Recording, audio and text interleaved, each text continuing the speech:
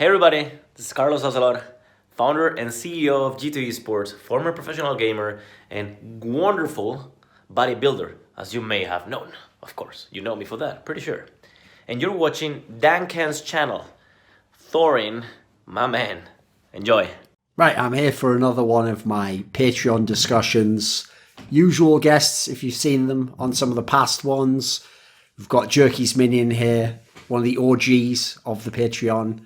And we've got Peter the Feeder, who, if people remember, sounds British, but apparently is Brazilian. He's sort of like a double agent or something, you know, who's infiltrated my group. But he's actually one of those like rare, cool Brazilians. Sad thing, people don't know Peter. And I know this, because listen, you have to understand, as someone myself who banters on the internet, but then obviously in real life, I'm not just doing that to people 24/7.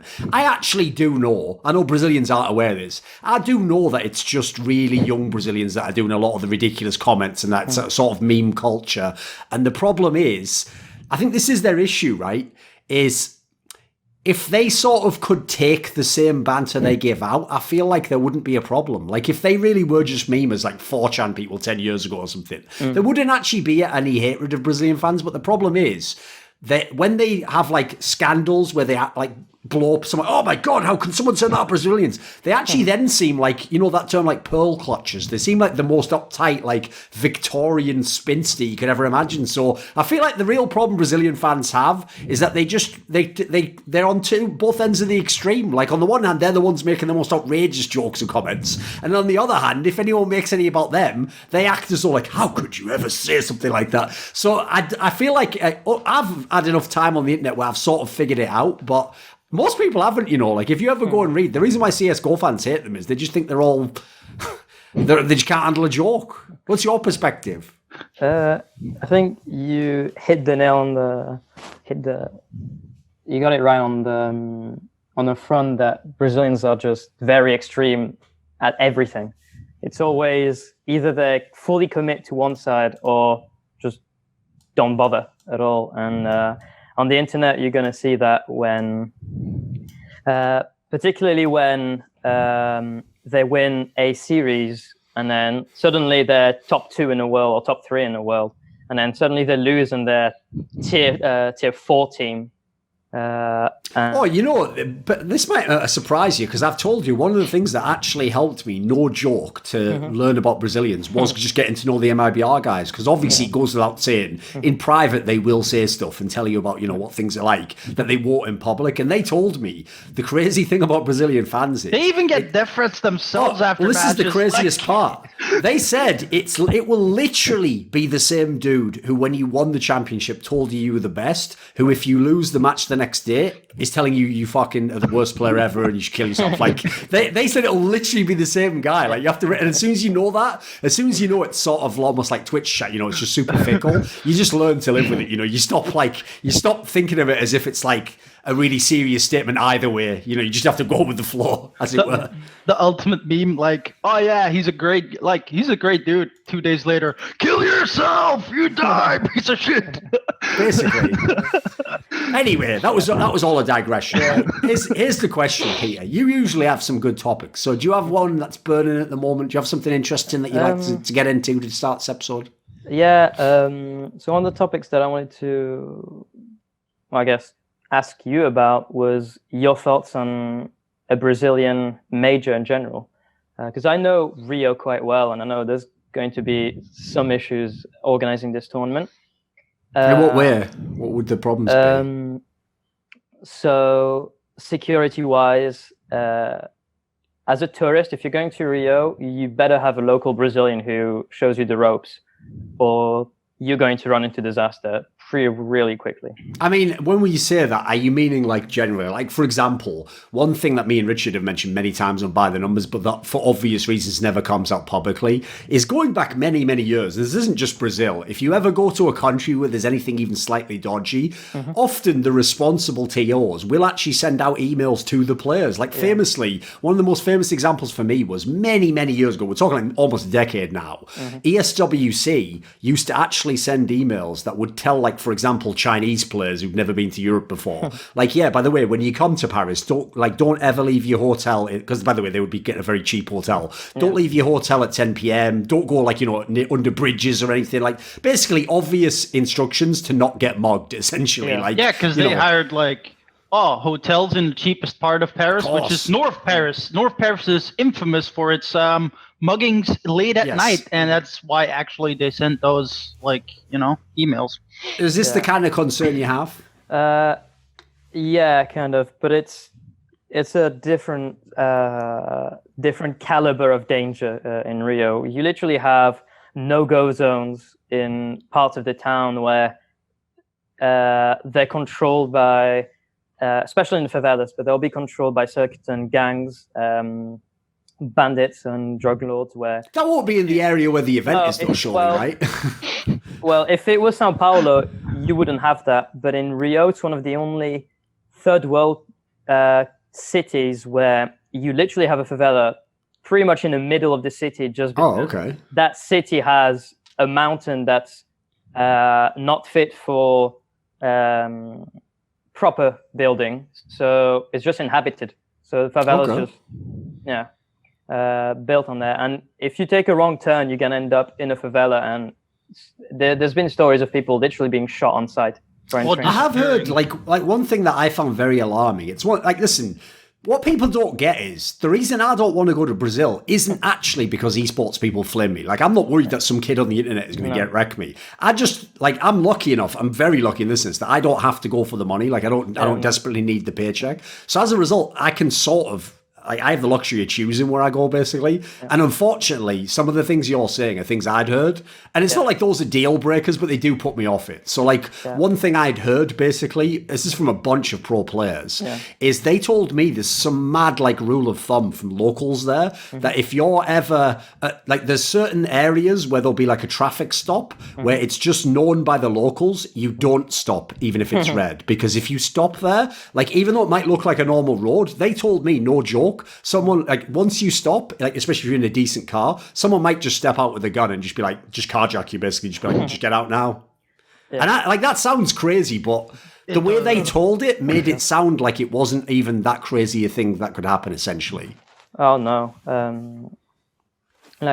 it's to the point that I literally have to buy a second phone in Brazil just so I look a little bit poorer than I normally would in Europe. It's these kinds of little details that that make a big difference into whether you may get into a little bit of trouble or you just pass. So when you said your concerns, it sounds like it isn't just even just the tournament itself. Are you meaning also fans traveling there and stuff? For me, it's mostly fans because right. I fully understand that whoever is directly involved in the tournament, from ESL to the pros, they'll have transport and logistics, all that will be sorted out. Hopefully they're all covered, sure. Yeah, but if you're an American or a European tourist who's heard great things about, the climate, weather, party, the beach in Brazil is great fun. Oh, the optics look sick, yeah, of course. Exactly. If you're going into this mindset that you're just going to go crazy and have a good time there, and you're going to feel safe whilst doing that, it's when the trouble starts. As soon as you start feeling safe in Rio is when you're gonna engage it, basically, yeah. No, I have to say that is one thing that concerns me. That's why we had that discussion when it was announced even when it was just speculated that the major would be in Brazil. We had those discussions on by the numbers, and both me and Richard said similar things to what you're saying. The concerns are legit, because one of the problems is, this is where being political can absolutely fuck people over. It's one thing if you're just political over something that doesn't matter and it's just you're just saying something that's not reality, but it's not going to affect anyone.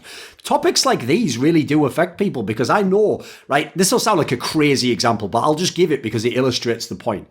Did you hear that story? I think it was 2 years ago, where two Swedish girls went backpacking in fucking Morocco or somewhere mental like that. And when they were in the middle of nowhere in a tent, basically, obviously this is extreme, but someone just came along and cut their heads off. Jeez. Literally. Now, the reason I bring that story up is because when you find out it was just two like young girls from Sweden who I'm imagining didn't know much about the world and had been, I'd imagine, you know, somewhat brainwashed with like woke ideology. The problem is they will genuinely believe any story they've heard about that area, if they've indeed even heard any stories, is just like it's racism or it's bigotry or something. And so if someone told you, watch out if you go that place, you know, it's not like Sweden, they're going to be like, no, that's so ignorant, you know, like, no, everyone in the world is like cool, and if we're just nice to them, that's like, that is not the harsh realities of the world. So in a similar vein, I'm with you. Like, I would actually want, no joke, if we're going to have events in places like that, I'd even throw in, by the way, Russia and Ukraine and places like that. Like, again, if you don't know what you're doing, it's not like you will get into trouble, but it's just, it wouldn't be as hard as it would in certain other places, you know. Yeah. Like, you'd have to really go out of your way in some cities to get into the kind of trouble we're talking about. Whereas, as you're saying, you could just be in an area, like I was saying with the traffic stop example, how are you supposed to know not to stop at a fucking red light? Like, by default, you don't even think there's an option for that, do you? But if you knew the stakes, you wouldn't. So yeah, that is a concern for me, because in the modern day, I mean, we've just had this with Katowice. In theory, from the esports side, there was no problems with Katowice. We held the tournament, all the matches were played, 99% of fans watched online, no problem, right? But we all know that a big part of the esports industry is the people who go to the event. So people who fly from other countries because they want to see this awesome event. They've paid for the hotel already. They've got their flight. They might even already been in Katowice when they heard it was cancelled. So yeah, it really sucks for those people. But the difference is, in that case, they just didn't get to see a tournament. I do find it concerning that a guy going to Brazil, as you're saying, if he's only seen the beaches and he knows about football, if he basically doesn't know anything about the actual, like, what it's like to really live there, it could be very easy to get into trouble. And in this scenario, we might never even know it happened. If it's just some random guy who's at the event, that's not going to make headlines. That is somewhat alarming, I have to say. Yeah. There are a lot of places in the world that applies to, but certainly Brazil would be up on the top of the list, I'm sure. Yeah. Now you were saying that emails with instructions are going to get sent out to anyone involved in the tournament, but not with fans. No. Because as I say, they wouldn't want to admit publicly. Like, this is one of the areas that esports, right? This is where I almost feel like, right, you know, when everyone tries to take everything that's like synchronous or a coincidence and make it like, it must be a simulation. Why could it be like this? Because it feels like you're in a movie. I feel like I'm in a movie in the context that when I got into all that trouble with that rant I had about AWPer and shit, which, by the way, you go back and look at it now, it looks like I'm a fucking prophet who's just like seeing into the future for all the problems, because everything I said almost there, beyond the jokes, were like such legit points that I didn't even know how legit they were at the time I was making them. So when I said all the stuff about like the issues in like how shit the area is and how the transport's not that good, so like all these sorts of factors, the problem is, the real problem I had is not that those were wrong. It's that they're the things you're not allowed to say. Yeah. And the problem here is, in theory, you're not going to get into as much trouble in that context. Like I'm just saying about basically the real problem is this.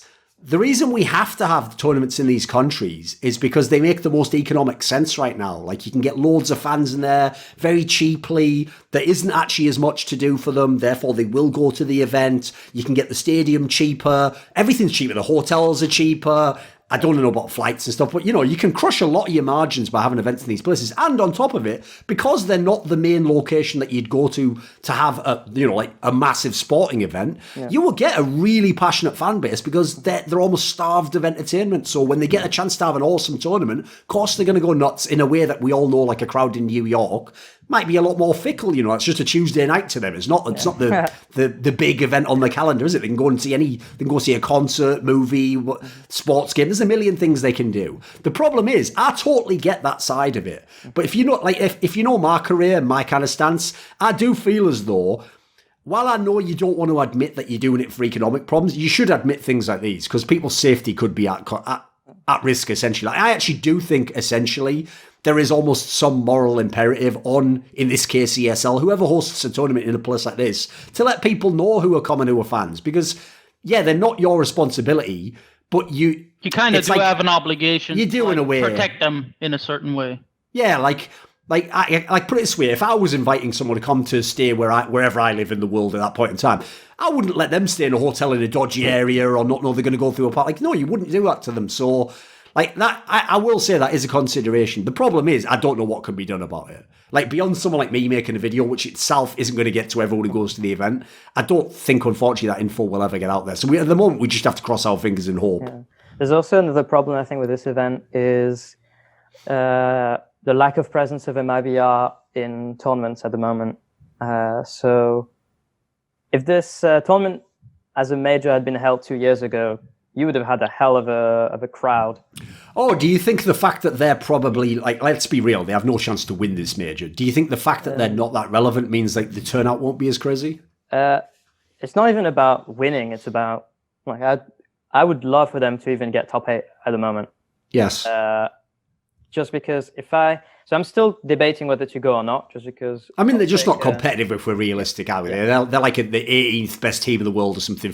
Probably not even that, if I'm being fair. Yeah. So, like, you think it's a nationalism, like, kind of thing for the fans?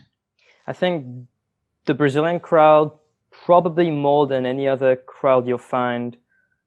Okay, maybe US is the example, the competitor in that sense, but Brazilian fans, if you've got a non-Brazilian team on stage who's doing well or whatever, I wouldn't be surprised if they were getting booed just for not being Brazilian. I see that in the UFC all the time as well, so yeah. It does make sense.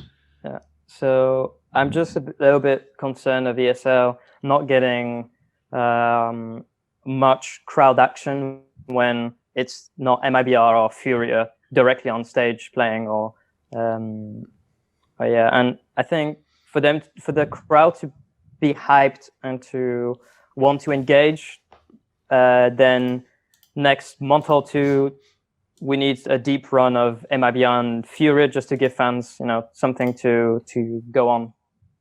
I would say they wouldn't do anything crazy though, right? Like to give you an example. A long time ago, I think it was like 2009 WCG or something, one of the ones that was held in China. This is back where, to be fair, esports is obviously smaller, so it wouldn't be as widespread. But there was like some famous story where, I forget what tournament we're talking about, it might have been Warcraft 3, might have been someone, might even been CS. But basically, whenever the best Chinese players got eliminated, no joke, people just left the arena. So like some final of some type got played with like barely anyone in the crowd, even though, when the Chinese player had been, I don't know, let's guess like in semi-finals or something, it was packed, like the whole, it was like standing room only, people sat on the floors. It wouldn't be that bad, right? Like they wouldn't just like not turn up to the final.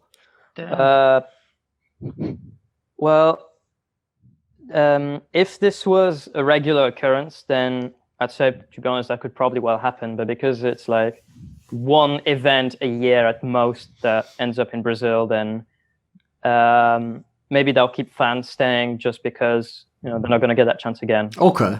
Because I think what have we had? We've had an IEM Sao Paulo, a couple of DreamHack Opens. ESL Belo Horizonte, there was a couple. Yeah. It might be the first big event in Rio, though. So, yeah, that might be... I'm just hoping more than anything.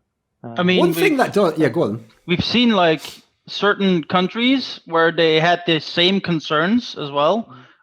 Still, like, the turnout was great in those. Like, I'm not counting, like, Katowice, because, Katowice is filled up with, like, free entry tickets as well, so... Yeah, which is smart, by the way. Yeah, it's smart in a way, but, like, it's inflation of what it is, Like, the real problem with that one... Yeah, the real problem I always had with the whole free entry thing to Katowice, by the way, is not the idea of doing it. Like, I actually think it's a brilliant idea. I'm sick of seeing events where they say it's sold out and you see, like, three... Like, sometimes you see it at Cologne, sometimes you see, like, a whole bunch of empty seats and you're like, what the fuck? You tell me it's sold out. But the problem I have is you can't simultaneously let people in for free and then be like, look, it's packed out, the greatest fans in the world. It's like, homie, please, will you fucking calm down with the fake, disingenuous bullshit? But no, one thing that does concern me, though, is... Another area I always feel like, am I the only one who's seeing this? Is, right, I don't know how many people you follow on Twitter from esports, but every time there's a really big title fight, I purposely say really big, like I saw nobody fucking tweeting about that, like, Yoel Romero versus Israel Adesanya fight, even though if you actually follow UFC, that should be a big fight, that should be a big deal for you. The biggest sleeper fight in the fucking world, holy shit. But if it's like, Conor McGregor versus Khabib, suddenly everyone on Twitter's a massive UFC fan and they all know everything about it and they're all giving their fucking hot takes. But what I'll say is this: considering how many people make out like they follow MMA and the UFC in esports, specifically CSGO, everyone acts like I'm an alien when I say all these stories about Brazilian fans. Even though if you've ever watched the UFCs that have been in Brazil, they're outrageous. Like I've seen UFCs, no joke, where I can't remember the term because I don't speak Portuguese, but there's a term that's a certain, let's just say, homosexual slur, which I've just heard the entire crowd shouting that where it's being picked up on the crowd mics and everything. Like I realise, to be fair, listen, combat sports are going to bring out like, you know, more of like a bloodlust in someone or whatever, but that's not like uncommon. That's not crazy to imagine. I mean, famously, wasn't there that whole thing where at the Olympics they were like fucking booing people who beat the Brazilian athletes or something? Like people get raw there. They are raw as fuck. Yeah. Like in one of the UFCs, they even had to like stop the fight because they were throwing like stuff over the cage because like Nogueira lost. One of Nogueira brothers lost, and like they had to like stop the match because he was getting battered halfway through. Like the whole crowd just started dumping things into like the fucking ring. It's like, what the fuck is this? Like, come on, man. Can't do that. I know. Yeah. And the problem is, go on. Brazil's another planet.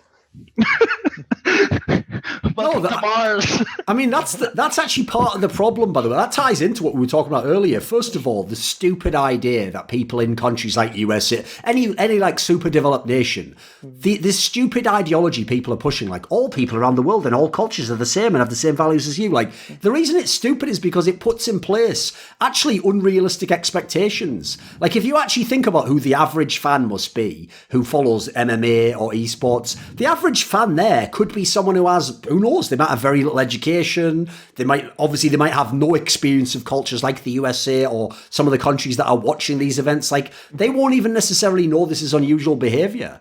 So it's almost harsh to judge them as if they were some guy from fucking Germany or something like. What do they know about what we're expecting of them? You know. So anyway, we can put that topic to bed now. Let's move on to another one. Well, like it would also be a logistic nightmare, right? Like Brazil is known for not having that much like infrastructure in place, like get things to like good and well connections of internet and so on and so forth to the arenas.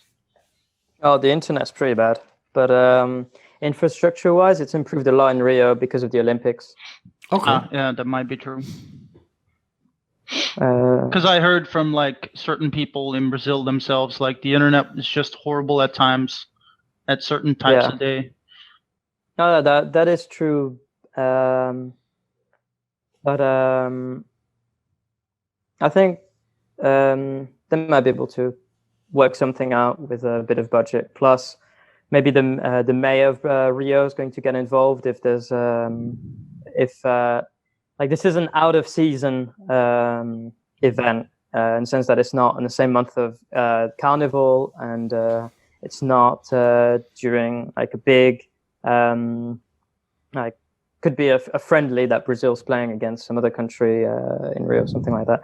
There's not going to be that much going on that month in contrast to the rest of the year. So maybe they'll be able to do something about it. By the way, that actually is a perfect... I should loop this back to what we started this discussion with. Mm-hmm. There's why, also, you will probably never see the ESLs, any TO, quite frankly, come out and say these things like, be careful in this area, etc. Because the problem is this. Part of the reason they host the events in some of these locations is to get a deal from the city or the government, either a cheaper venue, a free venue, maybe you get some other tax consideration. There's all sorts of like business reasons to do it. Well, the problem is, famously, one thing ESL has often bragged about is that apparently them hosting that Katowice event brings like 85% of tourism to that area, which, by the way, makes perfect sense as to why the government of Katowice would want them to have the tournament. But the problem is, built into that is the assumption that if part of the reason you're getting the deal is to bring tourism, they're not going to let you tell everyone, oh, by the way, all the tourists that are going to come, watch out, like people have guns, might mug you. Like,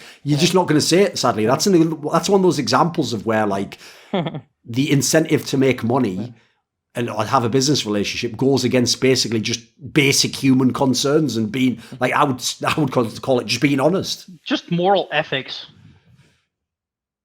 Do you have an esports related topic for us jerkies? Should we dive into it? That was really related, but it was sort of meta, wasn't it? It is. Let's see. TSM, no, was it TSM? Like setting aside Doublelift, or was it no, Team Liquid. Team Liquid. Yes, they benched him.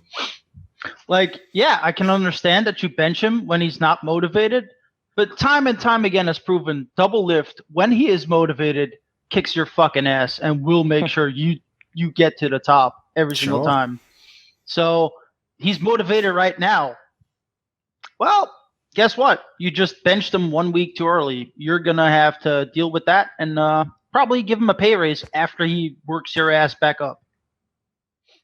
You follow League of Legends, Peter. What do you think about this whole drama? So for people who don't know, I'll just set the scene in case someone's not aware. What happened was Team Liquid started the season without their new jungler Broxer, and so because he had visa issues, they had to play with the guy who's an academy jungler, and by the way, is actually I think #1 in like NA solo queue right now. So this guy called Churnfire. Now, unfortunately, because he wasn't meant to be the real jungler, unsurprisingly, they weren't as good a team, and it wasn't really his fault. Like he wasn't a great. I didn't think he was the best, but whatever. He was brand new to the role. He was put in a tough situation. He did what he could. There was other players were playing worse. Doublelift included was one of the worst players, and the problem is because Team Liquid lost so many games, like they were literally the bottom of the league at one point in time.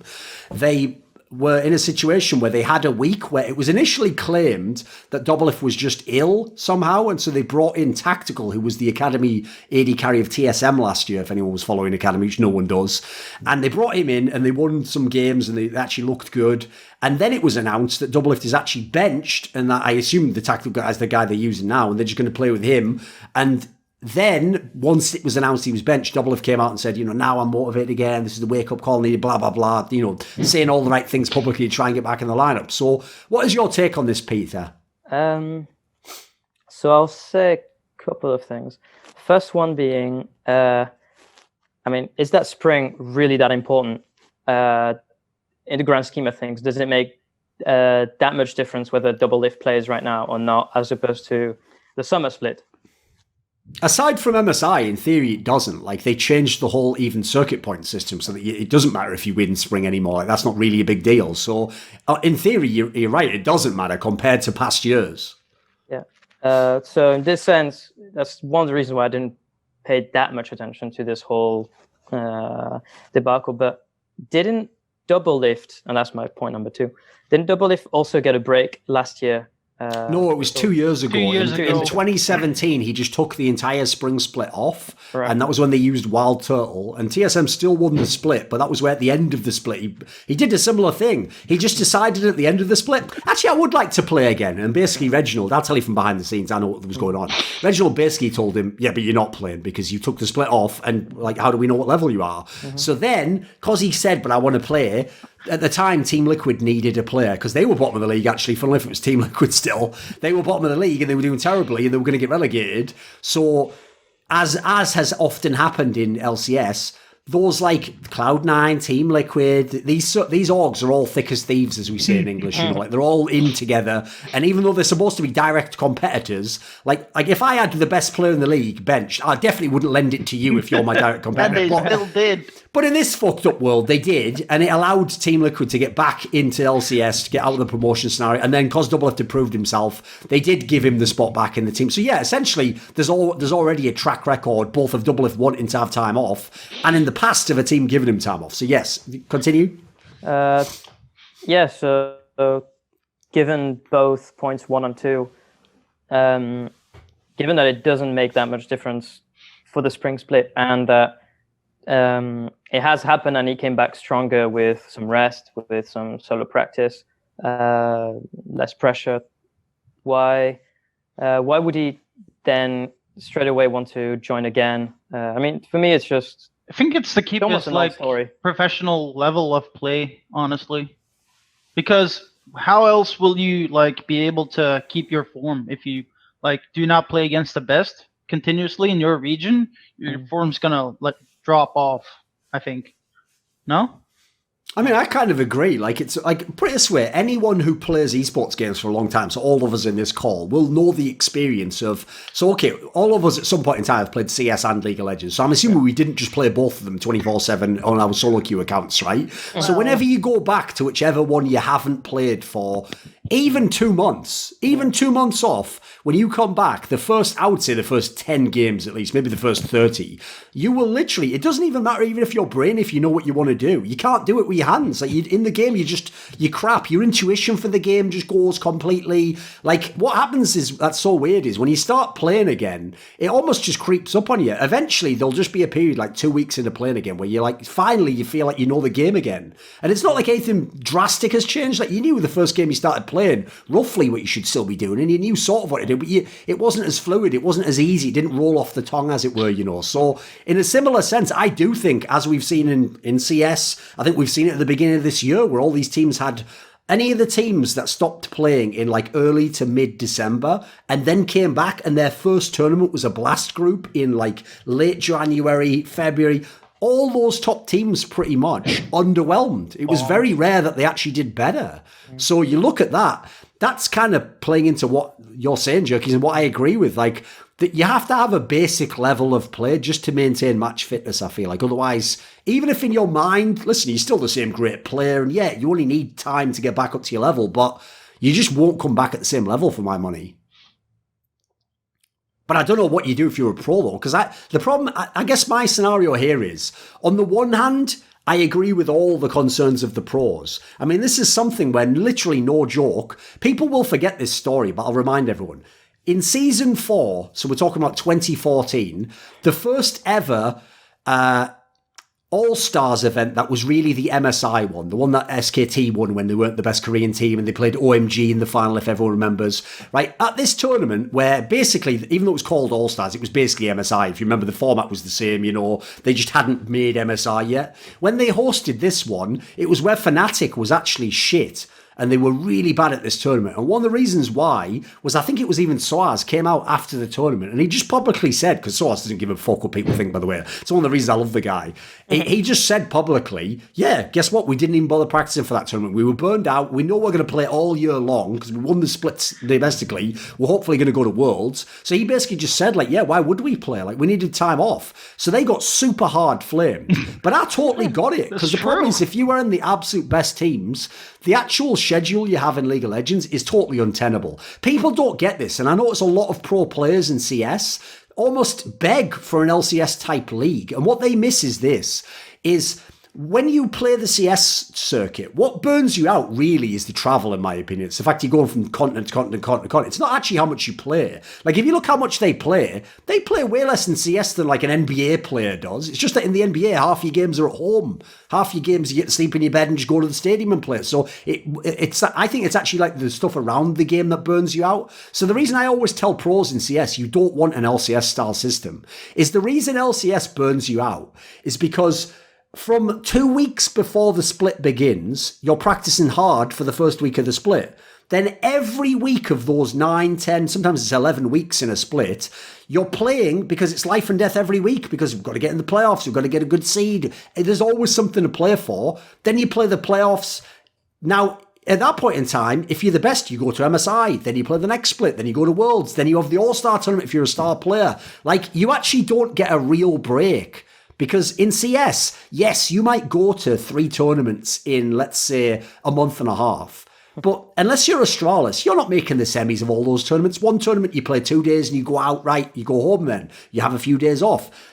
Sometimes the travel means you don't have to practice all the time. They'll give you a day or 2 off. Like, there's actually like elements where totally there's elements that are worse, but there's elements that are better that people don't realize. So the problem is, within a CS calendar, you almost get like a natural break because of the fact you don't win every tournament and that you're not playing the full week every time and that sometimes you don't qualify. Like, we all know half the reason why teams in CS say yes to too many events is because you say yes to an event that you're invited to, but then there's another event you try and qualify to that might be like a massive event. If you qualify to that, you're going to go to both. But the problem is, if you'd have said no to the invite and you'd have failed to qualify it, now you'd have had nothing that month.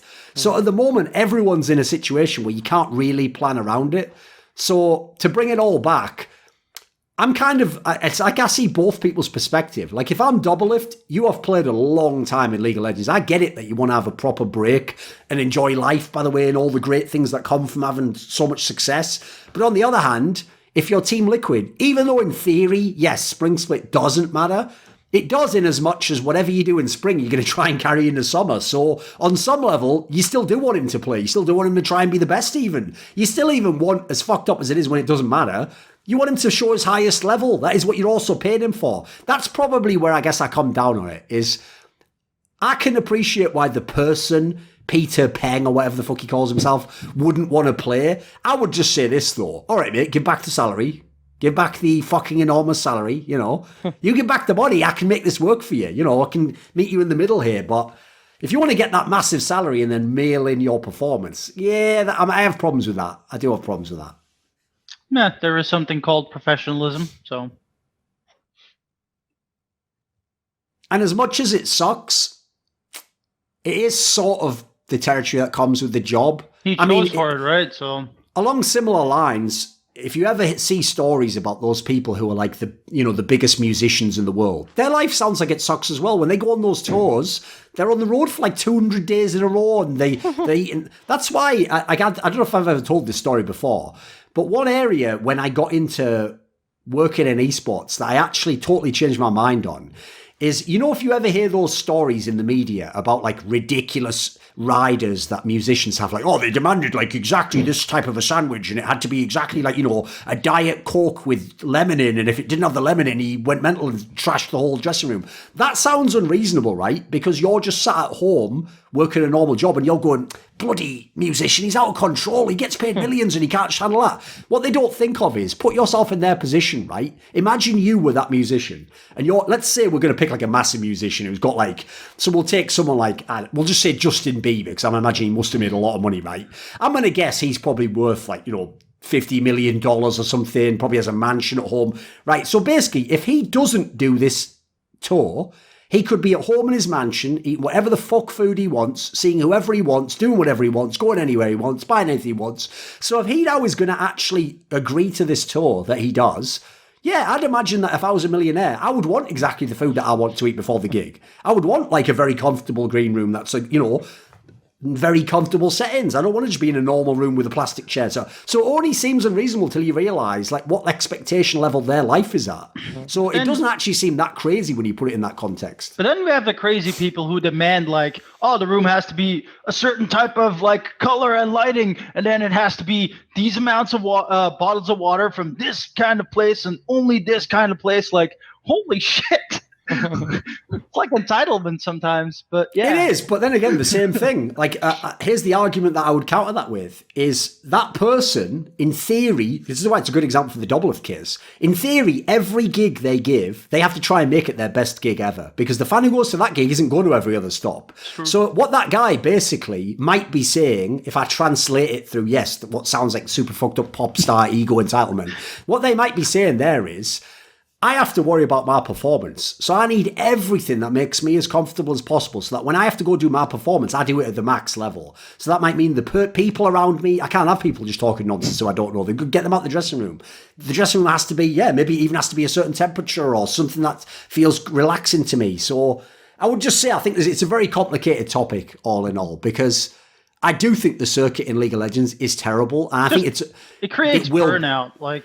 Well, one of the problems that's untenable. Like basically they have 2 weeks off in a whole year if you like play everything. It's absurd. It's like I also feel like this almost does tie into the whole like Korean angle of esports, because one of the reasons I always tell people you don't want to do things the Korean way is because the Korean Brood War system was probably like the worst system ever for burning people out. People were practicing 12 hours every single day of their life. 6 people inside of the same room, like.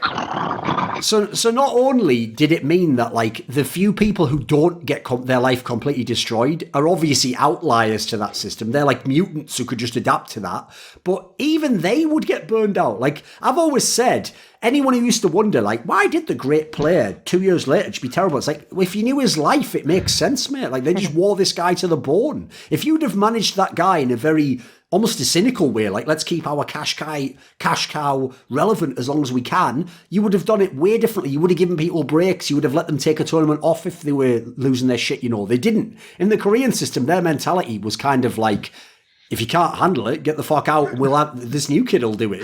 This next guy's waiting in the factory line to come off the conveyor belt, and he's ready to take your spot. So sadly, they just didn't care about the human element there. Whereas the reason why I feel like we have to eventually in the West start to take this into consideration is because when people get paid the kinds of salaries they're not quite at yet, like you're not really going to make like $10 million in a year in League of Legends, but that's not too far away in the future.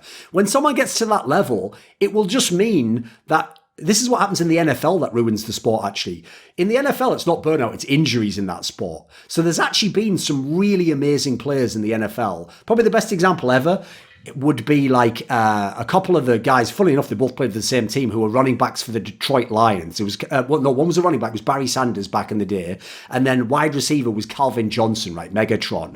Both of these guys retired, I think when they were 30. They were both in their primes and they weren't even injured. But the reason they retired is because they just looked around at the people who were their peers and saw that like injuries inevitable. So since their teams at the time weren't anywhere close to winning the championship, what they did is they just played out massive contracts, played as long as they wanted to, do the numbers they wanted, have the success, and then when they got sick of it, they just literally retired. So what happens is you have a guy who might have been able to give you 5-10 more years of brilliant play, could have still been relevant, but because they've made the money, they just say, fuck it, what's the point in, why put myself in jeopardy more than this? So I do worry actually that in League of Legends, you might see that happen. Like someone like a Doublelift, if he does this year and he doesn't succeed at Worlds and he thinks, right, that's just never going to happen for me, yeah, what is there left for him? He's just going to say, fuck it.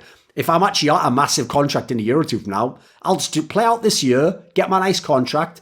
If I'm really cynical, just go and play for a bad team for a big contract like my boy Froggen does every fucking year. And then just quit the league entirely. Like people will start doing that because in the West especially, not only can we not handle the burnout, but I always say this, it's not built into our expectations of life. Like one of the reasons in Korea it works is because they have this really strong cultural sense that it's your duty to be the best at what you do. But in the West, we don't think that. Like we all envision for some fucked up reason, success is like what happens after the sport. It's not in the sport. So to us, success is to have your private island and a fucking Lamborghini and a jet and all the supermodel go. Like we can't do that if you're practicing League of Legends every day. So once people figure out it's all a con and you never actually get out of the rat race, there's going to be a lot of retirements or people who just won't stay dedicated. It's also very different like in Korea because I believe like in Korea when you like have SATs and all that stuff, they post them publicly so you can literally see who was first, who was the goddamn last place, right? In Europe, you don't have that. You don't have people going publicly. They like send you something privately and they let you go about your own ways. Like, oh, public shaming. Oh, nice. In Korea, if you don't succeed, you're a loser. Pretty basic. In Europe, we pretty much don't care. What else should we move on to then? Peter or Duncan? Let me think. What else can we talk about? What about some CS teams? Like you both watch Katowice, I'm assuming. Who in CS would be fun to talk about? Who's an interesting team for you? Oh, you can go anywhere on this one. Obviously, CS, I can talk about any teams pretty much. Navi, obviously. Fun team to watch. Do you believe it? Do you believe in them? I believe in the goddamn simple way.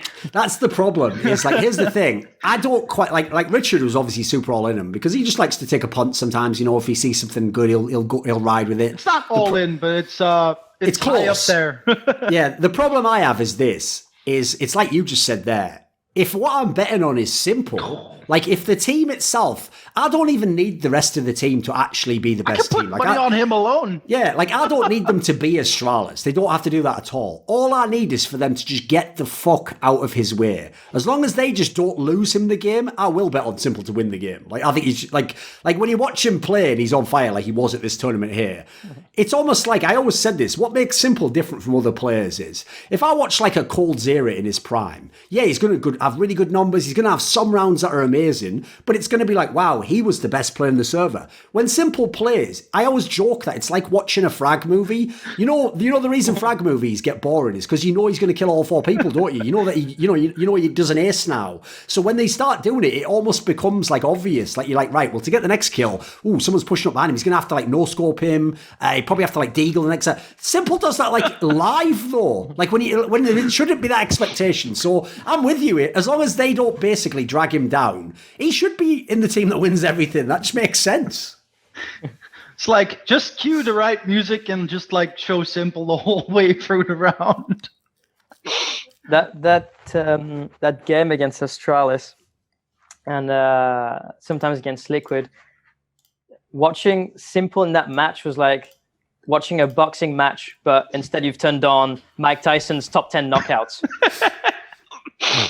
Good analogy, which is great. No, absolutely. Yeah. He absolutely destroyed Astralis. Holy shit. I've never seen Astralis lose that badly before. It's like, holy crap. But there was a few, basically it was like, I don't know how many maps in a row in the playoffs where the opposing team was just not even in the game. What do you mean not in if you mean not in the game by like getting over like 10 rounds? Like they were never going to win the match. You know, it wasn't competitive in that sense. I think that's what he means. I mean, maybe 2 teams in the whole fucking tournament looked okay against them. I mean, every playoff series they had was just a whitewash completely. Like they were just battering everyone. And remember, 2 of those teams were Team Liquid and Astralis.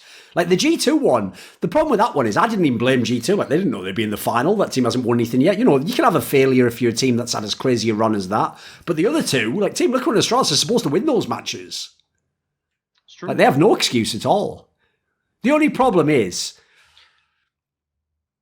whenever your strength is mad firepower, it does feel like in CS, that is the easiest. That's like the fucking weather in England, mate. Like you can just wake up tomorrow, it's sunny, and then it rains halfway through the day. Like that just goes away so fast. Like the whole reason I always thought Astralis was the best team ever is because like, this is something I had to actually explain to some pro players recently, some of the younger ones, is I told them, like, you guys don't realise, because you lose to Astralis all the time, you make the fatal flaw of thinking when they beat you every time, they're at their peak, like they're at their 10 out of 10 level. I said, no, the reason they beat you every time is because even when they're having an off game, they somehow have enough within their arsenal or the style of play that they have that they can just like steal a win from you. And you might think, because if you notice, if everyone loses, it's easy to make the excuse, well, it's Astralis won. It's like, you should still be winning some of those games, mate. Remember, right, when Astralis had that run where they beat Team Liquid, something mental, like, I don't know, like 13 series in a row or something. It's not like Team Liquid was ever a 0% chance to win the series, but they never won the series. Also, that's mental actually blockage inconceivable. comes up at some points, right? Like, of course. Ultimately, like if you get better enough by the same guy over and over and over again, ultimately you're going to look at him like, go, well, I can't beat this guy. Might as well lose to him right now. It just becomes an excuse. Like you just almost, in your mind, you think, well, if I'd have played anyone else, I would have won. It just becomes a convenient excuse. What do you think, Peter? Are you a believer in the Navi team? I think as of now, the team's been up for 3 weeks. I'll call that a beginner's luck until proven otherwise. I want to see them in the next tournament and see how that goes before I can really say that, yeah, I believe in them. I think, well, Team Liquid's been has been fairly flat for quite a few months now. And there's a few upcoming teams like G2, and one that surprised me was the Gen G one as well, that I thought was pretty good. But sure, right now, I'd still put my money on the next major to be Astralis. How bad do we think like Mad Lions is going to drop off after they kicked Hunden, though? I mean, the problem with that is, yes, Hunden was not good enough to play on like the top level, but like, I mean, this guy just has an eye for talent and knows how to set up a team. Like, it's time proven and proven and proven all over again. Like, how many years has he done it now? It's ridiculous how this guy can scout talent, put them in the right roles, get them to where they are, and then, oh yeah, you can't hang now. Fuck off. It's like, get this guy a coaching job for real. Like, well, the real problem I have is, like, obviously, like the players know the strats he's running now. So as like I did that video, like the IGL hangover effect, you could definitely get away for the next 2 months, even just on the shit that Hunden set up for you already. I don't think they can, because it's also like about timing in CS. Like Hunden has this innate feeling when the game flow goes, like he knows certain things are up, and like I don't think everybody has that in that team. I don't think they do. Sure, but the key thing here is if they actually have the same individual performance, it won't be that big a difference. The problem I have is one thing you never know with IGLs, and this can be a massive game changer, is if they are sort of like micromanaging a player in the team, or they're like kind of like they tell the player how to play his spot. And even though he does the rest, like he kills the players, he does everything from that, it's like some players don't have the initiative to know where to be and what to do. It's like they need to be put into that situation and then they'll do everything. So for example, I'll tell you right now, I can't say this officially because I haven't got it all on the record. But basically, it was implied to me that that was another thing that Alexi B was doing within ENTS that people didn't know about. There was certain players he basically was micromanaging, and all I'll say is just go look at the HLTV stats. Those players have dropped off a fucking cliff. Now, listen, yeah, tactics do matter in a team, but individually they should still be good players if they were good players. But if the guy was doing this, then yeah, maybe not. Maybe now that player doesn't know how to use himself. I mean, that's an area that a lot of fans actually misunderstand. Basically, IGLs don't actually get enough credit for how smart they have to be about the game, because one thing that a lot of fans don't know is a lot of players, even some star players, almost need to be told what they're the best at. When to go in, yeah, some of them don't get it. Like that example I've given in the past, where if you actually leave Twists to his own devices, he'll never be a player who goes in first. He'll be like assertive. The lurker. Like that's how for some reason in his mind, that's who he is as a player. But if I was using Twists, I'd have him as one of like my primary entries and I'd fucking dominate the game as a result. Because in my opinion, he's a monster when you do that. So some players almost like don't know what's best for them. And the key thing is, if you're an IGL, that's pretty much your job. Like the IGLs I like, Karrigan, MSL, these sorts of, they always are masters at doing that. They always seem to get the best out of the players they work with. It's very rare you have a player that works under them who's like a bust, as it were, you know. It's quite relatable, actually, that, because I've had that when, now in League I was at a particular rank. I think it was like Diamond 4 or 5. And I actually played in a team for a little bit. It wasn't even semi-pro, but one of them was Diamond 1 Masters, and this guy just was micromanaging me and my decision making, was saying, yeah, do that or do this during the games. And actually I could feel playing much better and laning against players who were much higher level than me. And I can see that how in CS it can also impact that kind of you have the skills, but you don't necessarily have the decision making as a team versus another team, and what you should be doing in that precise moment. And once you take that away, and you're asking that player to basically think on his feet whilst trying to aim, then it can go all wrong. Oh, absolutely. Put it this way, it's also, here's how you can see, actually, I've just figured out a tangible way you can see this effect, which is if you ever hear interviews with in-game leaders, right, every in-game leader, whether they're Glaive or anyone, always seems to think their players are better than all the experts and the fans do. Like they always have some player that we don't think's good, that they think, oh, you just don't know what he's doing, like he's good. No, he's a lot better than you guys think, you know. And the problem is, when the Glaive does it, you guys don't notice because you think he has the best players, so you think, well, he's just right. But when a player, like an obvious example would be like if Alex from Vitality had done it about some player like RPK, who statistically is shit. Here's the reason why they're doing it, is exactly what we're talking about. They themselves aren't accounting for their role in that player playing well. So when that player does some stuff that we think like he's not that good, they're like, no, look, he's in the right spot, he's doing what I asked of him. But what they're not accounting for is, if you gave that guy a different IGL, he wouldn't do that. Because I've had the same experience you have, Peter. Like, I play support when I play League of Legends, and I've told people I've never pretended to be good at League of Legends. It's a game I purely play for fun to let off steam, basically. So, like, at times I've been ranked in bronze and silver and the stupid low ranks. You play a game that is so toxic, you go mad bad Buku. Like, oh yeah, let off Steve. Yeah. How are you not banned? Because here's the thing: I turn off the chat. I don't ever type to him. I play quite selfishly in that regard. But one of the things I found was if sometimes I've played like either duo queue or I've played normals with people who are way higher ranked than I am, who are just friends of mine or people I know from CS, for example. And if I ever play, because I'll play support, and I purposely try to play bot lane with them, and I get them as ADC, and obviously it makes it way more fun anyway if you actually have people on voice comms, right? If they on voice comms micromanage me as to when to go in, when to zone off, when to come back, right? No joke.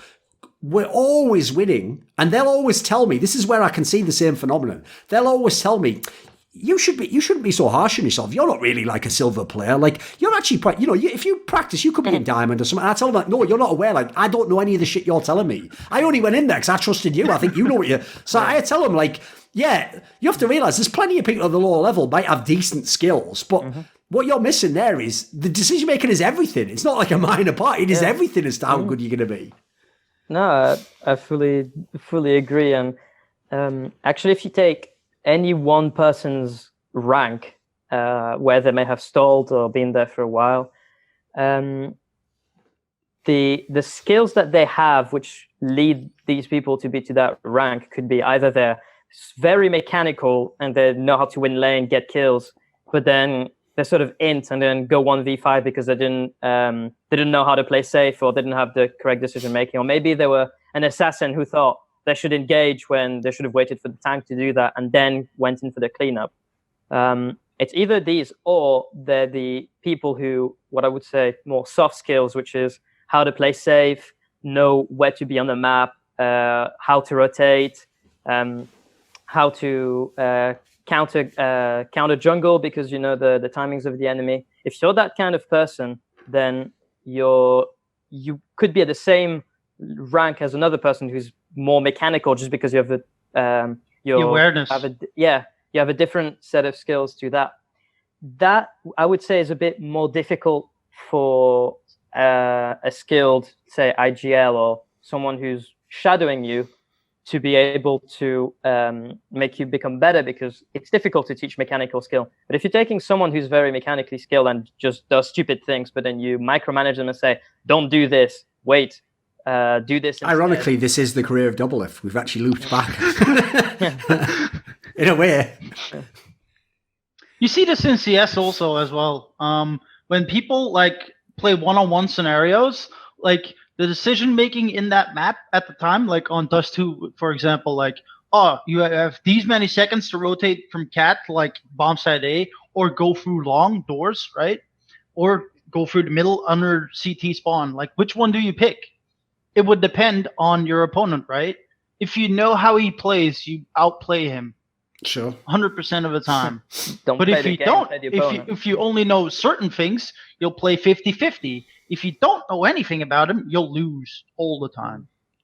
You know, the funny thing, by the way, is just before we started this call, actually, when I was just waiting for everyone to join the chat, I watched like a new video that my boy Veteran in League of Legends just put out. And it was a classic example. Here's what's funny, right?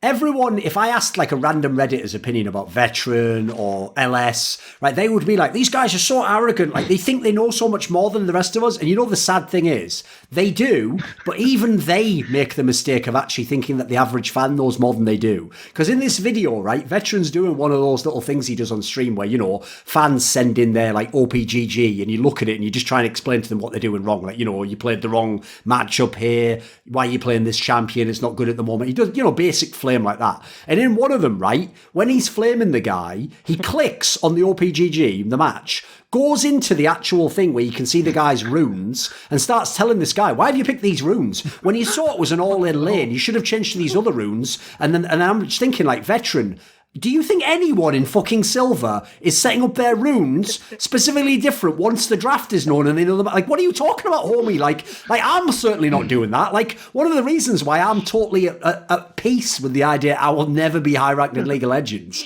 is even when I play ranked, because I'm doing it for fun. Like, I'll be honest, I play League of Legends to play specific champions. I don't play it to play the game. So, for example, if in draft I'm the last pick and I'll lock in my beloved Pyke, but it's actually a lane that destroys Pyke, I don't go, better just pick Nami here. I go, well, this is going to be hard. And then I load in the game, and I'm not changing my fucking runes, veteran. I'm just, if these aren't the right runes, guess what? It's going to be really hard this game. So, I think he's actually overestimating how much, by the way, I don't even know half the time those matchups. I actually am one of those noobs who goes on those, Mobile Fire or whatever, where it's bad into this matchup. And I just trust that guy knows what he's talking about. If he's wrong, then I'm shit out of luck. And I'll be honest, I don't even do that most of the time. I just load in and I go, well, let's try and hook some people and just snowball this game.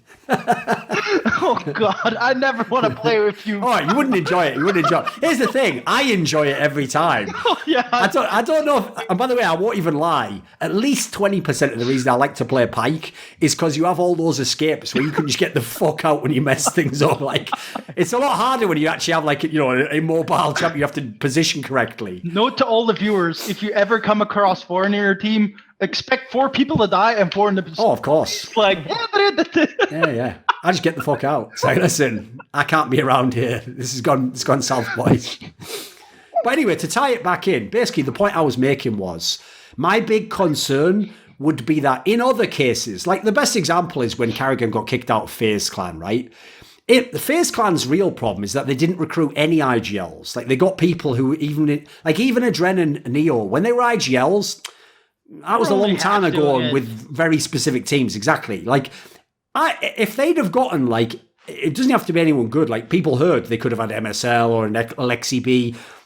I actually wouldn't say the drop-off would be insane. With the talent they have, you could still have made a lot work. But that's because all the players in the team, aside from the IGL, are proven players. They've all been in loads of squads. They know how to play the game. You can trust those guys to still perform at a similar level. The problem in this particular case with Hunden and Mad Lions is because he's the one who scouted them, and because I saw those players play before they were in Trick. They were nobody. I'll fully admit, with the eye test, I wouldn't have picked these players. If you'd have shown me their games when they were in North Academy or Copenhagen Flames, I wouldn't have said this guy's the next player, pick him up. I would have just said, just seems like an average player, just leave him. So that does make me feel as though Hunden must have also had a lot to do with guiding them and putting them in the roles and so I worry about if some of that remains when you take him out of the team. To be fair, he's still in the org, so he can still have some input, and you would hope that you'd keep him salaried and you'd ask him to work with the team and stuff. But then you go I'm concerned about it.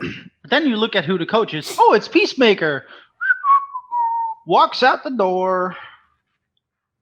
You're not a fan? You're not a Peacemaker fan? All I'll say is this. Even though I totally get why people hate on Peacemaker, he's not as much of a meme as people. Basically, based on the people I know who I trust, he's not as much of a meme as it seems. He actually does do his job in some regards, from what I've heard. Remember when MIBR was considering getting him? If that's true, I will say it again. All right, you know what? Fuck it. Remember, I do drop gems every now and then on this show. All I'll say is this, Peter. That's an example of Fallen being a very good politician. I don't actually believe that was ever really considered. I'm just going to say that, okay? I think that's an example. I don't know how much you follow UFC, but there was a very infamous moment in the UFC in John Jones' career really early on, where when he fought Lyoto Machida, and if you remember famously, he finished him with a guillotine and just dropped him to the ground, right? Because it looked really gnarly the way, it was one of those, first of all, it was one of those ones where the ref didn't notice at first that, fucking Machida's arms were completely limp and he was completely knocked out. So first of all, he held the choke for longer than you would hope someone would. And then he dumped him And then, because he just literally collapsed like a sack of potatoes, his head just banged off the ground. Obviously, people were worried, holy shit, is he actually really injured? Right? Famously, because John Jones is just a complete narcissist who didn't give a fuck, right? They caught on the mics the coach of John Jones saying, go win some fans, see if Machida's okay. Fallen's just a guy who, that was what Fallen was doing there. He was just thinking, you know what? Fuck it. Why not just win some fans over and say that we were thinking about getting Peacemaker? Just give him a nice little bit of shine, We seem like we're cool guys with supporting a fellow Brazilian. Because remember, at that point, you got Yanko or someone as his coach. Yeah. So it's as a politician, it was perfect. He nailed it there. I just don't believe it, put it out there. Who should we talk about now? Who's a good team to talk about? I've got a question for you, both of you, right? Since you're both long-time CS fans, what do you actually think of Astralis at the moment? Is it worrying enough for you yet? Oh, no.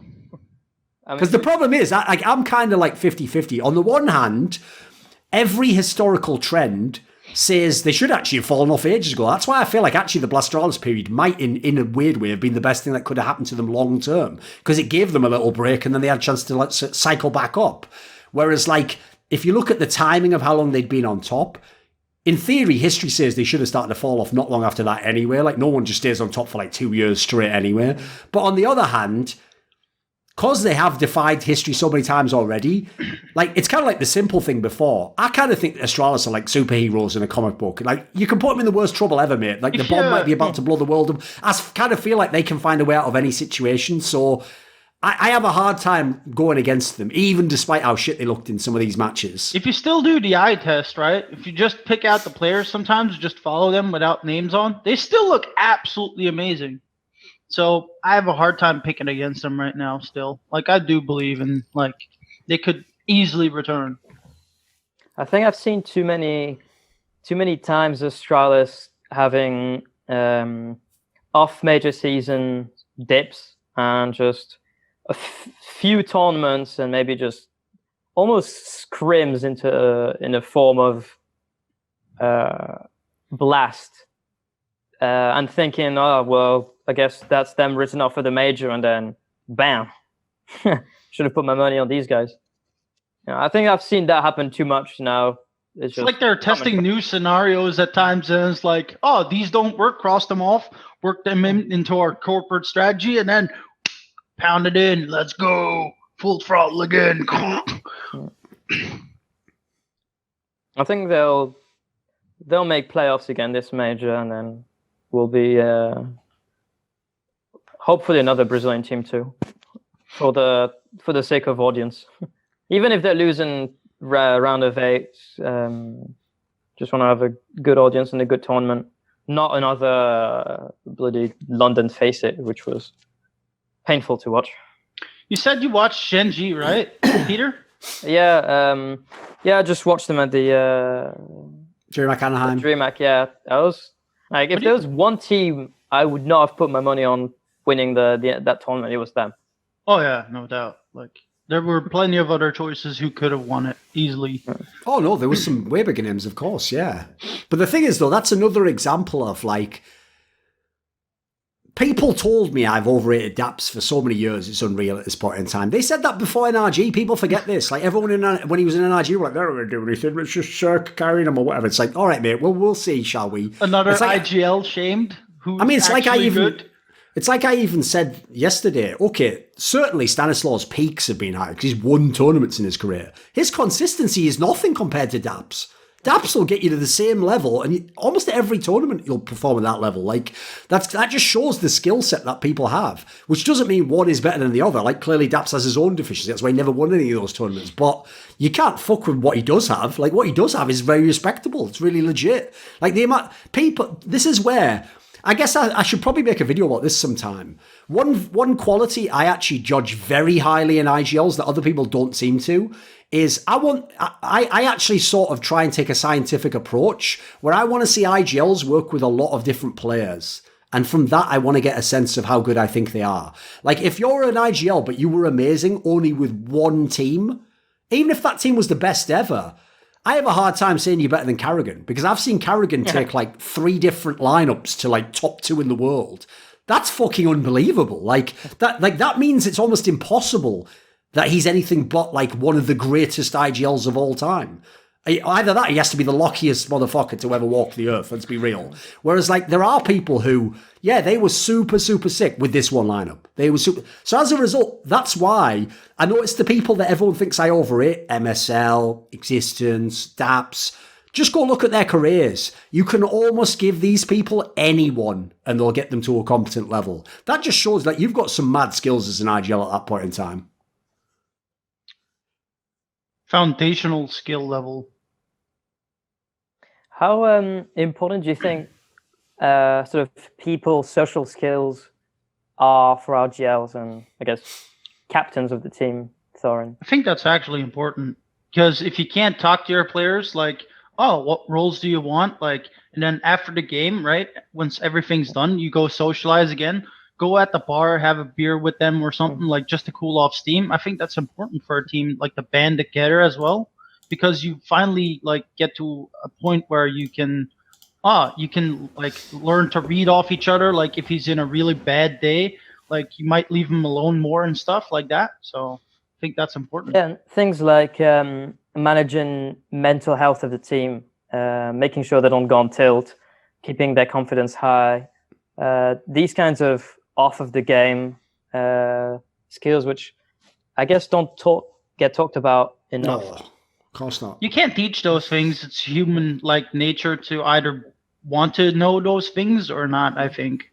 Like the biggest problem is, like, even as you're describing that, I'm sure you realise, like in the modern day, obviously you could have a sports psychologist who did what you just said, Peter, and in theory a coach could do what Jerky's was talking about here. Yeah. The big issue is, like, first of all, those are pretty new roles even to this day, and not every team has, for example, a sports psychologist, so it's still not even the expectation that you'd have that support staff, as it were. So in the past, that all definitely did fall on the shoulders of the IGL. It's just the big problem is, first of all, a lot of people never analyse the game that way. They just look either in the server at what people are doing kills, or they look in the server and look at the tactics, and they think, right, these are the two variables you can change. Whereas, as you're pointing out, which is obviously correct, how well the star player plays might depend on how he feels. How well a player who's a role player plays might depend on whether that's even the right role for them. Like maybe that guy plays like shit because he thinks being a good teammate is sucking it up and just doing whatever's asked of him. But maybe he's not capable of doing what he's asked to do. And so you're actually making a mistake thinking, well, if he hasn't complained, he must be fine with it. It's like, no, maybe he's not that sort of person. The real issue, I think, is this, unfortunately. Most of the IGLs who don't have the social, the personal element, they're just a tactician, don't also know what they don't know. Like, they don't understand that they're lacking something. It's the reason why you'll have heard this in my analysis of MSL, DAPS, Stanislaw, people like these. I always bring this factor up because part of the problem is they themselves, because they don't have that quality, they don't even look at the game that way. And so sometimes they don't know that they lack it. Like I've always said, if I have one of these IGLs, because by the way, these are all good IGLs, what you need to do is you get them, but then because you're brutally honest that they lack this quality, that's what you make up for with the coach, with the sports psychologist. You basically put a team around that's going to support them as well as the rest of the team. Because I agree, I think that if you look at some of the absolute best IGLs ever, that's also where they sometimes got their edge. Like tactically, there were better people than Fallen at times in the game. There's been people who are better players than Glaive as an IGL at times in the game, but those guys have something extra elsewhere. Although I will say, I actually think that's an area that, are you ready for some heresy? That's where Glaive gets overrated as an in-game leader because he has Zonic. If you put Glaive without Zonic, all I'll say is this. There's a reason this guy was in the wilderness. Nobody gave a fuck. People always thought he had good tactics, by the way. There was actually a rumour years and years ago, I was told by people in the team, that way back in the day when they were Dignitas, the guys from Astralis thought about bringing Glaive back years before that. They were one time going to do that as a gamble move when they weren't doing well. Was this so right the point after they were like Western Wolves? No, that was a different team. That was Copenhagen Wolves they were. Western Wolves was Glaive's team, if you remember. There were two different squads. But no, this was like maybe like a year and a half after that. But the point is, people always respected the guy's tactics. It's just before he rehabilitated his reputation in Astralis and won everything, he was almost considered like the forgiven or the simple of the IGL role. Like, yeah, the talent's there, but who the fuck would want to work with this guy? Like, you know, he's got too many deficiencies, basically. And I always tell those guys, having deficiencies like that will kill your career because it's like having holes in a boat. It doesn't matter how good the boat is. If people think that it's going to get weighed down and sink, they're not going to go all in on you, mate. So literally the best thing you could do is just patch any of those deficiencies up. Then all of a sudden your strengths are going to shine. That's what's going to carry you over the top. So one of the reasons why I think this is like a really underestimated aspect is, unfortunately, like I say, the ones who don't have these skills just tend to, they basically, because they don't know they lack it, they also don't think that's a variable that can be fixed. Like, they just keep working on the tactics. They keep working on the in-game stuff. It used to happen to my mate Lurpis. When Lurpis was an in-game leader, what would happen was he was the sort of in-game leader who felt like everyone should have personal responsibility. So if he played a match and some player on his team didn't do their job well enough or didn't do what he asked tactically, he would just think, well, he didn't do his job, so he failed. And then he would just go to sleep at night and he'd wake up the next day and hope that guy did a good job. He didn't realize, like, right, you've got to have a heart-to-heart with that guy, or you've got to have someone come in and talk to him, or you've got to confront him, and you've got to have, like, a big conflict maybe to resolve this. To him, it was just like, oh, well, that variable didn't work today. Let's hope I'll either change that player or I hope he improves. Like, he didn't realize, like, even though it shouldn't necessarily be him who has to do that, he is the person who was the most well situated to do that. You know, he could have had a massive impact on those players, or like, for example, because he also would make the mistake where he would judge other people the way he would want to be treated. So he would think, right, well, I wouldn't need anyone to tell me to do my job, so I wouldn't want someone to do that. So he would think, right, nobody in my team will want that. But actually, maybe there's a guy who's really insecure there who's desperate for you to tell him what to do and tell him what he's doing wrong and how to improve and what you want instead. So I think part of what we're getting to here is, part of being an IGL in the past, at least, is you have to be able to, like, step outside yourself and evaluate other people from their perspective. And that is a really hard human skill. Forget just leader of a team in CS. So when you add in how young these guys are, and that a lot of them have just been playing video games for 10 years, unfortunately, it's unrealistic to expect a lot of them have those qualities. But I'll just put it this way. When they naturally do, sort of Fallen, a God B, these sorts of players, is a reason why those people, it's like success almost follows them around. It's not just the tactics that's doing it. They've got these extra qualities that are like, it's almost like they're getting an extra 5% out of a player that no one sees. Yeah. Actually, I can tell you a little story from, like, ESL Cologne last year. Okay. Where you can, like, there's a player hotel, right? Everyone goes there.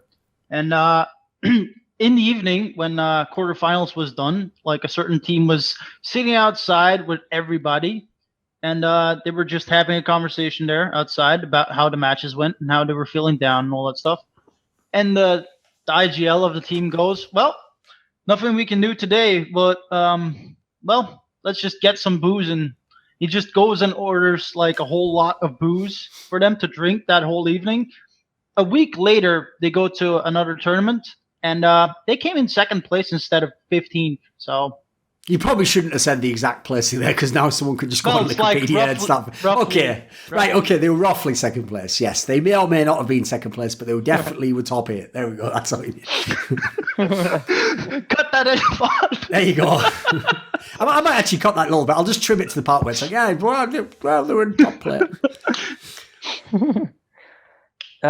Yeah, I was going to say, Thorin, about what you were mentioning about the conflict between having a player who may or may not have the motivation, or might be on tilt given any one period of their career, and the in-game leader's role of trying to turn that around.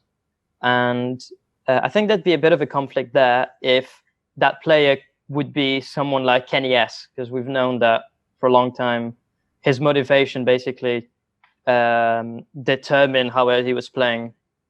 One of the most notorious, yeah. Yeah.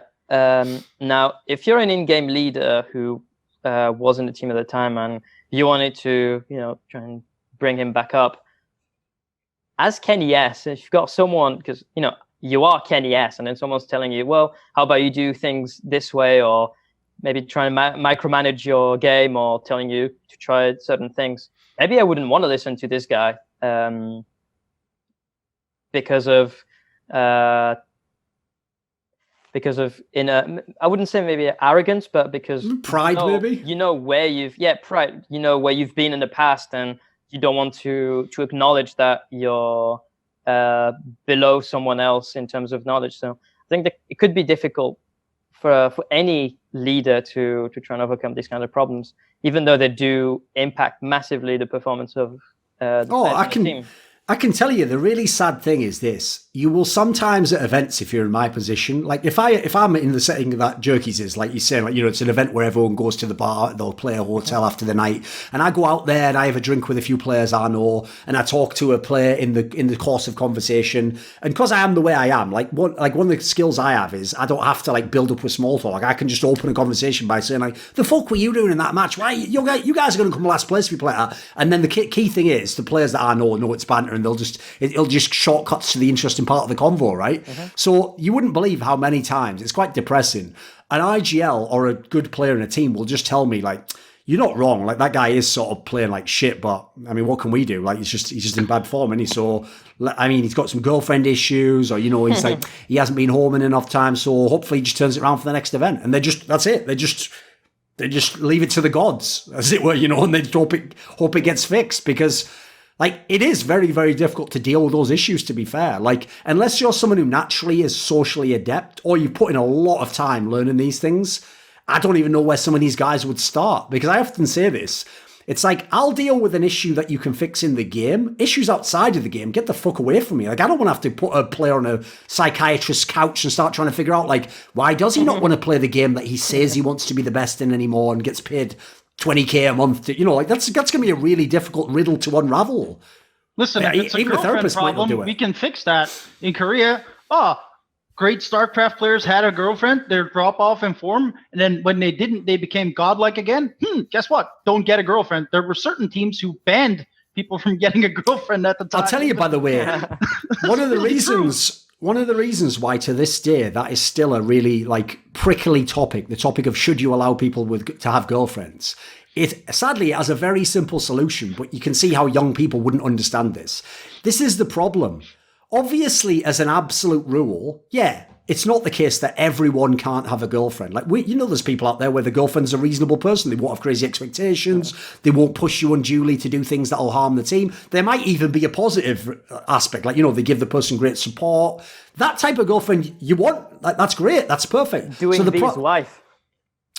There you go. But the problem is this. For every one of those, you're going to have a bunch that it's a young guy, he's going to meet a young girl, it's not a great relationship. The relationship itself is going to last 2 months, and, they're going to be on a fucking emotional roller coaster, both of them, and that means that in the server it might wreck this guy's player. Well, here's the problem. When you say, well, I'm going to allow this one for these reasons and not this other one, the player just ignores the reasons and goes, oh, this is unfair. So he's allowed a girlfriend, but I'm not. It's like, right, well, now we've just caused massive problems, which is why, unfortunately, the simplest way to solve that is, right, now no one's allowed a girlfriend. Right, there we go. We've ruined it for everyone now. But the issue there is, that was fine when everyone was playing till they were like 22. If we're going to have people play till they're 30, we can't have, that kind of rule can't be there anymore. Like, no one can have a life if they have to be you can't be a monk. You're not going to, do a vow of chastity to become a CS pro. Like, that is an unreasonable expectation. And by the way, in a world where, in CS particularly, we travel from country to country every week and meet fangirls, it just isn't going to work. Like, just logistically, you're not going to keep all those girls away from all those guys. It's not going to happen. Sorry, boys and organisation owners. It's not realistic. Even though it definitely does impact performance, by the way. Maybe I don't know if you noticed this, but Sponge was dropping a lot of only mildly hidden hints on Blast about Team Liquid, for example. He kept referencing things about things outside the server. That's because they had a whole gang of fangirls with them at the event. So when they then bombed the event and lost twice to FaZe like that, listen, I want to believe it's just in the server, but part of me just knows better and just thinks, come on, boys, what are the odds that at the same time you're fucking around in this sense, in the server you'd magically drop off a cliff, put it, get your shit together, basically. And sadly, by the way, in their team's even a good example. No one in their team was concerned about it. They were even trying to use the logic. No, but it was just in the server we did badly. It's like, well, that's called being in denial, And then some nasty things came out later, so wasn't great. Yeah, certainly. That was Twitter arguments over. And right, I've got 20 minutes more, so let's pick another topic and do another one. Kind of exhausted my topics, to be honest. All right, let me think. What would be? Actually, I've got one. All right, Thorin, if you had to pick one team that hasn't necessarily won a tournament since beginning of last year to win one this year, who would you pick? All right, let me have a look. What I'll do is I'll go to the HLTV top X, whatever, and we'll pick someone who hasn't won a tournament to win a tournament. Let me think. From last year, you say, so 2019, right? Yeah, say we're in March, 15 months since they haven't at least gone very far in a big tournament now. It's a premier or a major, and then the almost dark horse, and then they win. Who would you say? Who would be your pick of maybe most grown team?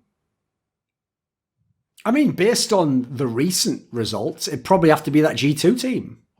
Because the thing about that squad is, at Blast and at IM Katowice, they got like everything out of everyone. And when they did that, they looked fucking amazing. Like, they were actually just straight destroying teams. So I would have never thought it, because I have to say, if at the end of last year we'd have played one of those games like, you know, buy or sell on teams, like I would have said sell on that team 100%, because that looked like the entire experiment had failed. Like, they had quite a lot of time, they played loads of lands, they never looked anything close last year to what they do this year. But if you look at the actual like the firepower they can sometimes have in a game, they could fluke a tournament. I mean, if this tournament had been a shorter format, they could have won this one in theory. Like, there's a lot of teams they beat here. So even though I have to say, I'm not a believer in them long term. Like, I don't think they're going to do this all the time. In terms of like one-off form, they actually remind me a little bit of when EG was winning tournaments last year, where if they're on for that tournament, they can murk anyone. But if they're off, they're also going to come like 9th place or something, you know. Because the thing about them that was very positive at both these tournaments is if you go and look, it's not like they just locked into a meta where everyone plays their maps. They're winning a lot of different maps as well. Like, they're winning right across the map. And in fact, on maps that they used to be terrible on. So that in itself, I usually find a pretty good indicator that you actually are legit on some level. Because the difference is when a Furia or a team like that comes along, you can see the maps they're winning on. They're just winning on like 2 maps, like they, you know, like Nuke and Overpass or something, you know. And what happens is that in itself is one of the factors that gets figured out. When people figure out you're really good on this map, and then even your third best map, you drop to half as good, they'll just be very cynical with the veto, and you'll just almost never get that map if they can take it out, you know. Yeah. Who'd you pick? What would your money go on? For me, I'd put it on Furia, because I don't think they've won anything big. No, they haven't. They've never won anything. Yeah. I think there was a time when they won some small tournaments, but anyway, I think they're a very solid team who unfortunately has had a lot of periods where they had to play with a sub or with a coach, but that somewhat dealt with. I think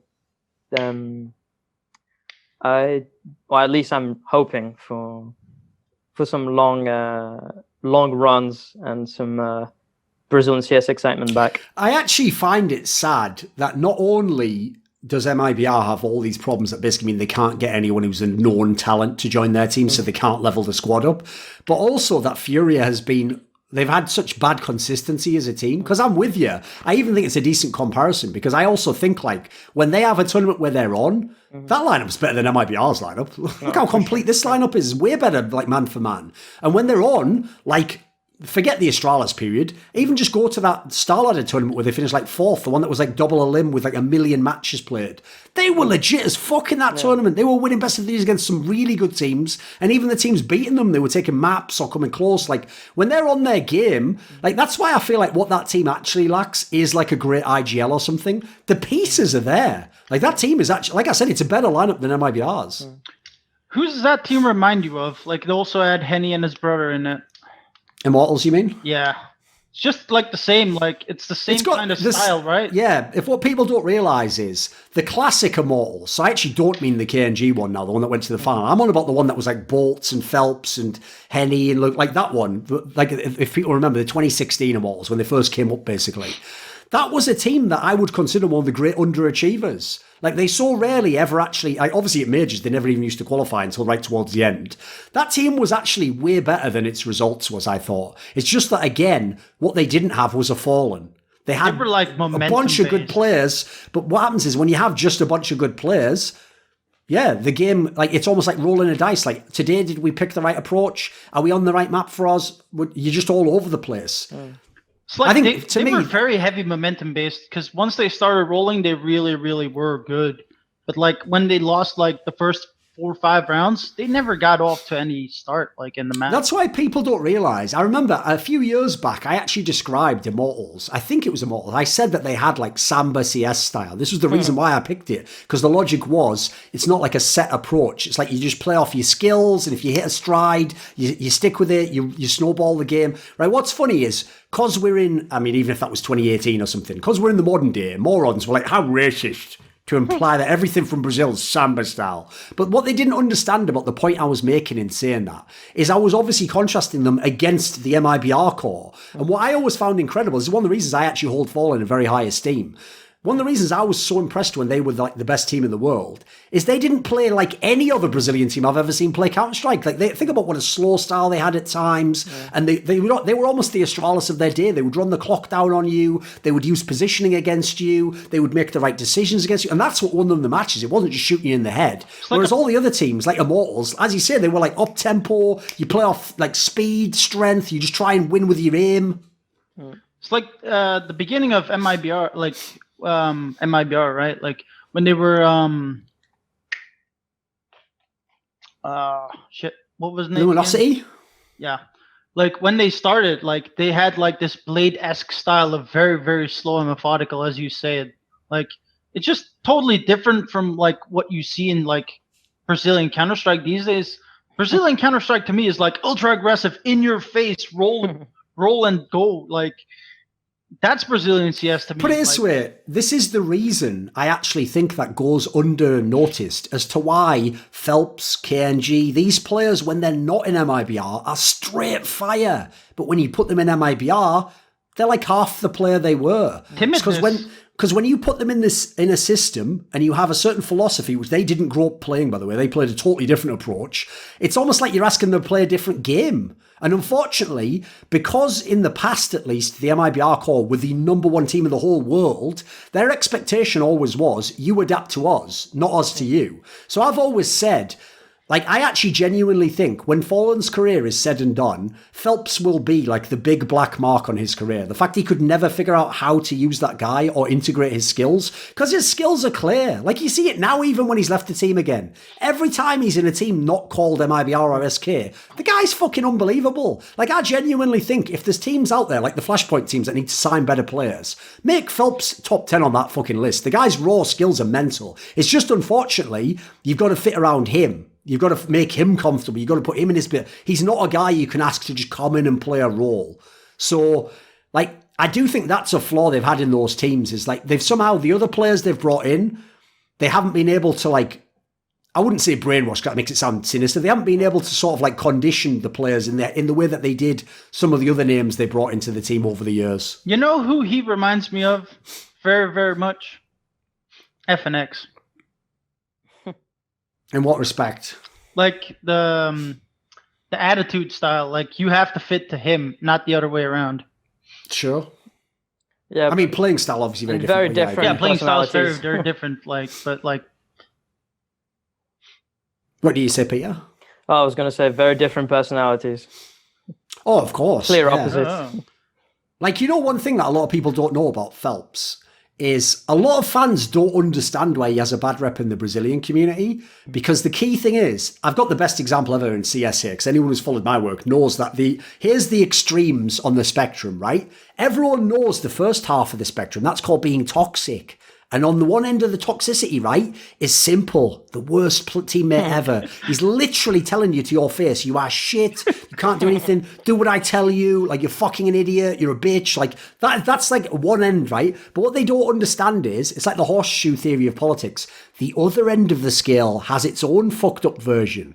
And that's the Elige end of the equation. And the reason why I picked this is because his way of being an arsehole was he just won't talk to you if you annoy him. He just won't say what's the problem. He expects you to figure it out. In fact, in this sense, he's very much like the famous example of like, you know, how like people think people's wives are, where it's like half the problem is he won't even tell you what the problem is because he expects you to know there's a problem, because if you don't, you're not the right person for him. So it's like, well, holy fuck. Like, if you're a man trying to deal with that, you're like, Jesus Christ, like, I don't even know where to begin with this. Like, fucking hell. At least tell me what's wrong. And he's going, no, I'm okay. It's fine, just go out with your friends. You're like, oh, well, you said it's okay then, so right, I'm going out. Oh, okay, so you're just going to go out with your friends then? You're like, Jesus Christ, like, where am I going here? What mind games do I have to play with Elise? Like, in that sense, I prefer a simple type teammate. The guy was just telling me about face some shit. Like, I can deal with that. Exactly, we can get around that. Plus, I'm also fairly sure he's upset. The guy's just quiet, sitting drinking tea, typing to someone on Steam Friends. I can't even know if he's bothered. So, basically,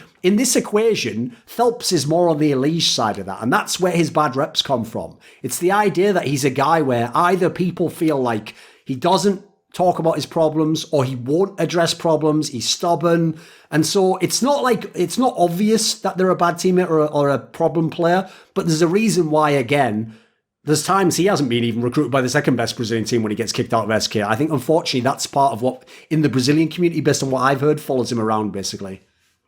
Which sucks, because I do think, in terms of raw skill, the guy's a fucking stud.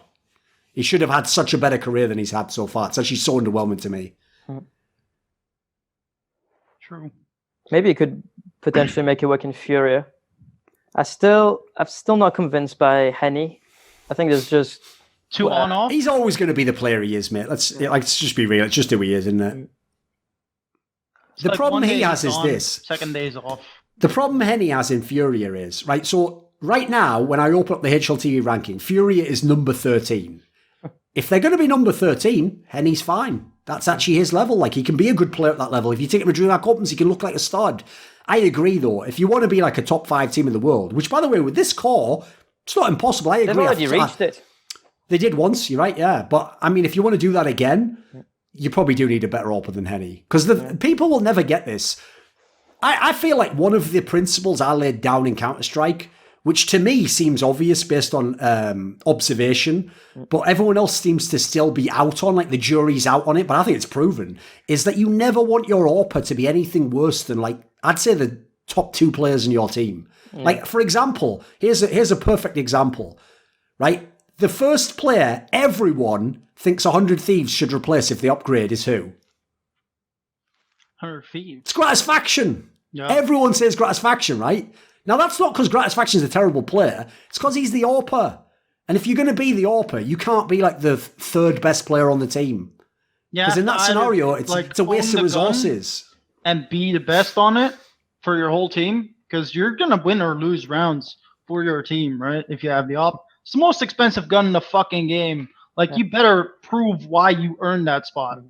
Plus, if you win the first couple of rounds and you're able to save and buy him that AWP, and then he dies and drops that AWP for that's your whole economy gone. A simple, then that's a massive swing. Plus, you know what? I'd even say it like that. I think that's a good way of saying it. If you have aspirations, here's a great like general rule for you, guideline. If you have aspirations of being a top 5 team in the world, your AWPer better be someone where if you could buy him that AWP or get him like a hero AWP that you save and just one guy has armor and AWP, if you wouldn't do it, you've got the wrong AWPer in your team. Because if I have Simple or Kenny S in his prime, like, I'd do it in an instant. If I have Zebu in an instant, I'm doing it. Because I know, actually, that guy's going to win the whole game for me if I give him the right resources. If it's questionable, like a Gratisfaction, a Henny, we probably have these guys in the wrong roles then. Like we need a different player for that. The reason why I find it weird as well, Peter, is in 1.6, maybe it's because Kogu was the best player. There was a billion people who were trying to be primary AWPers in 1.6. There was so many. Like, I could name you like 10 off the top of my head now. In CSGO, there's barely any of them seem to be AWPers. They're all riflers. Why is that? Like, why aren't there more great Brazilian AWPers anymore? Why is that kind of like that tradition died out? Do you have a theory? Oh, don't ask me. Because it is kind of weird, isn't it? They're so thin on the ground. Because even someone like KNG, I feel like the flaw they had in MIBR was trying to make KNG a primary AWPer. Like, to me, he's a hybrid. Like, he's a guy I only want picking up the AWP when he feels it, you know. If he doesn't, like, he doesn't have the mentality either. Like, he's too fiery. You don't want your AWPer to be that kind of, like, aggressive player if he's not on his game. To be honest, I wouldn't say KNG, even in that team, was AWPing better than Fallen when he was putting a gun. No, but the sad thing is, I know within the team to try and make him comfortable, because listen, once they knew they were losing Cold Zero, they knew that KNG was the horse they had to sort of like saddle up and try and ride. Yeah. They genuinely tried to make him the primary AWPer and make Fallen like just basically a cult player again. I also think, by the way, that in itself, when I think about it now, is a factor that probably keeps MIBR down. Is Fallen himself as an AWPer hasn't been that good the last few years. He's definitely been way more off than he was on compared to the other years. Well, again, if I use that as my principle, it makes perfect sense they haven't been top 5 then. I mean, he is a top 10 AWPer, but that's not really enough to win your tournaments nowadays. I think I can point to you the one moment that basically ended MIBR's top 5 status or whatever. Challenger stage was as soon as they removed Cobble from the map pool. Yes. When they did, Cobble was basically that one map that MIBR was completely unbeatable on. It was Astralis' nuke almost. I don't remember how long they stayed unbeaten on that map, but it was basically, I think I only saw them once lose that map, and I was towards like last 6 months of that map being in the map pool. Put it this way, from what I remember, I don't think that map ever dropped below like a pretty good win rate. Like even when they were at the end of that period and having like slump months, it was still the map that was up there. Yeah, 7 out of 10 matches on it, they would win. Like it's absurd how good they were on it. Yeah, definitely, indeed, an indicator. Now, if you take MIBR's, like could be today's team, man, pretty good player, and especially seems fine. I think he's been pretty solid. Like all the pieces are there individually to make a good team, but if on top of that you add one map that everyone's going to ban away from them, and it's going to mean that it's the third map of a best of 3, and the opponent's map pick that are actually going to be in contention, then this could be a legit team, but they just don't have that. I feel like they don't have that one consistent map that they always can always rely on to win. Yes. Any best of 3, to the point that they were even picking Dust 2 for a long time. Yeah. So I would say that's one of MIBR's main problem right now. Even though there's always this chance that they. I don't believe yet that they're a VP, a virtuous pro. I think they can still be relevant for the next year. Let's fucking hope so for the Flashpoint, mate. We need them. We actually need some good teams. This video was kindly supported by Alexander Rao, Dean Tanglis, Chi Mao, JDubs, NateDOhDoubleG, Peter the Feeder, Tobias Bernasconi, and a special thanks always goes out to Jerky's Minion. Would you like to suggest a topic or a guest for my content? Perhaps you want to ask me a question in my monthly Patreon AMA. Do you want teasers for who the guests are on my upcoming content? Maybe you want to take a part in the Patreon discussion with me each month. Well, if any of these perks tickle your fancy, then put your money where your mouth is by joining the Scrilluminati today in the Patreon link in the description box below.